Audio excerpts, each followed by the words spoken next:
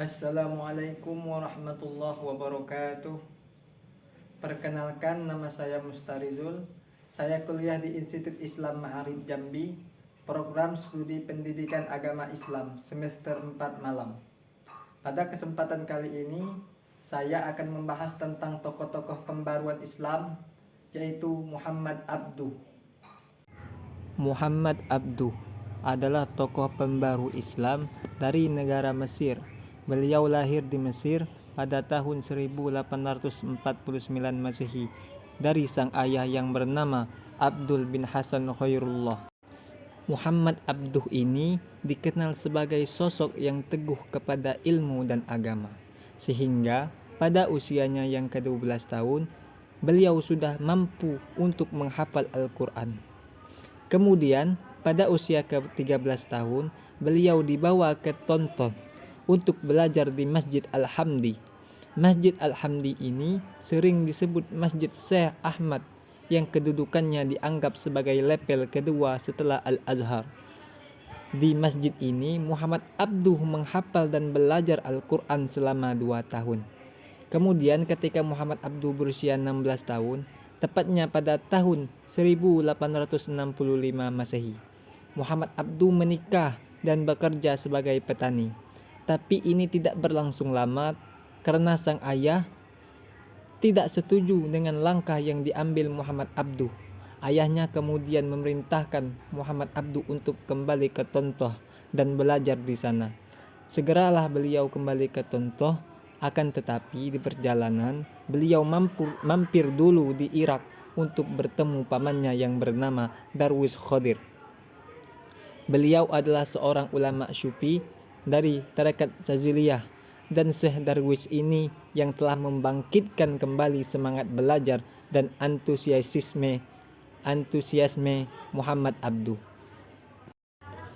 Perjalanan Muhammad Abduh setelah dirasa cukup, Muhammad Abduh belajar tasawuf kepada pamannya. Kemudian Muhammad Abduh melakukan perjalanan ke Tonton. Akan tetapi Muhammad Abduh hanya belajar selama 6 bulan. Sehingga pada tahun 1866 Muhammad Abduh meninggalkan istri dan keluarganya menuju Kairo, Mesir untuk belajar di Al-Azhar 3 tahun. Setelah Muhammad Abduh belajar di Mesir, kemudian Jamaluddin Al-Afghani datang ke Mesir. Di bawah bimbingan Al-Afghani, Muhammad Abduh mulai memperluas tajinya sampai meliputi filsafat dan ilmu sosial serta politik. Lanjut di masa pengasingan Muhammad Abduh pada tahun 1877 sampai 1882 Masehi. Muhammad Abduh diasingkan ke Beirut, Lebanon, karena dituduh terlibat gerakan politik dan ingin menggulingkan itu. Beliau bekerja sebagai guru dan penulis. Beliau mampu menyelesaikan karya fenomenalnya, yaitu Risalah At-Tauhid dan Al-Islam wal Nasraniyah, Ma'mal Ilmi Al-Madaniyah. Setelah masa pengasingan selesai, Muhammad Abduh kembali ke Mesir. Kemudian beliau menjadi pemerat atau pimpinan redaksi dari surat kabar Al-Waqai Al-Misriyah.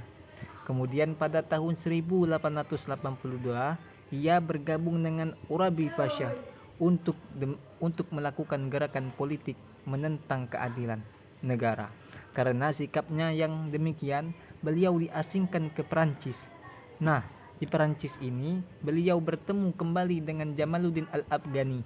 Di sana beliau bersama Jamaluddin Al-Afghani, yaitu guru dari Muhammad Abduh, menerbitkan majalah yang bernama Al-Borwatul Wusta.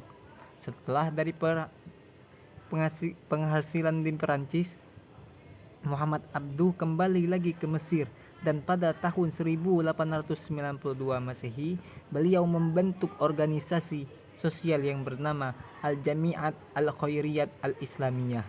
Tujuan dari organisasi ini adalah untuk menyantuni fakir miskin dan anak-anak dari keluarga yang tidak mampu. Beliau juga membentuk majelis administrasi wakaf dan memperbaiki perangkat masjid. Ide-ide pembaharuan dari Muhammad Abduh. Adapun ide-ide pembaruan dari Muhammad Abduh yaitu yang pertama, karena faktor ulama, kemunduran umat Islam adalah adanya sifat jumud. Sifat jumud di dalam tubuh umat Islam, jumud itu keadaan membeku atau statis, sehingga umat tidak mau menerima perubahan dan tidak mau melakukan perubahan. Yang kedua, yaitu pada bidang ijtihad, perangkat dari fakta bahwa ibadah dan muamalah ini terdapat di dalam Al-Quran dan hadis secara tegas dan terperinci. Akan tetapi, ajaran mengenai hidup dan tentang kemasyarakatan umat tidak terdapat dalam Al-Quran.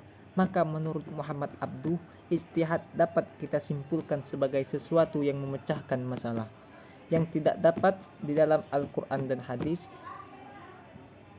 Yang ketiga, pada bidang ilmu pengetahuan Islam atau bidang pendidikan. Muhammad Abduh, beliau ini menyatakan bahwa ilmu pengetahuan modern banyak berdasar pada hukum alam atau sunatullah yang tidak bertentangan dengan Islam, yang sebenarnya sunatullah adalah ciptaan Allah. Wahyu juga berasal dari Allah. Jadi, ilmu pengetahuan modern dan ilmu pengetahuan agama ini tidak bisa dipertentangkan. Islam mesti sesuai dengan ilmu pengetahuan modern, dan yang modern mesti sesuai dengan yang Islam. Lanjut yang keempat, yaitu pada bidang keluarga dan wanita. Menurut Muhammad Abduh, bahwa pondasi masyarakat ini berasal dari keluarga. Jadi, apabila lingkungan keluarga ini tidak sehat dan tidak berfungsi lagi bagi perkembangan individu atau orang yang ada di dalamnya, maka pondasinya masyarakat ini akan runtuh. Ya, itu dia ide-ide dari Muhammad Abduh. Kita sudah mempelajari tentang biografi dan ide-ide pembaruannya. Terima kasih banyak buat teman-teman yang sudah menyaksikan video ini. Saya akhiri, wabillahi taufiq wal hidayah.